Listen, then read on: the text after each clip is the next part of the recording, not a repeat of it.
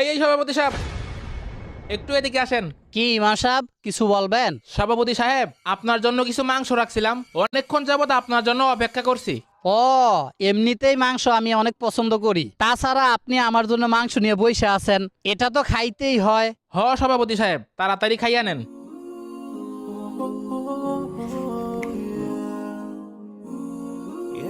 হুজুর, মাংস কিন্তু আমার একদম পছন্দ হয়েছে, একদম মনের মতো।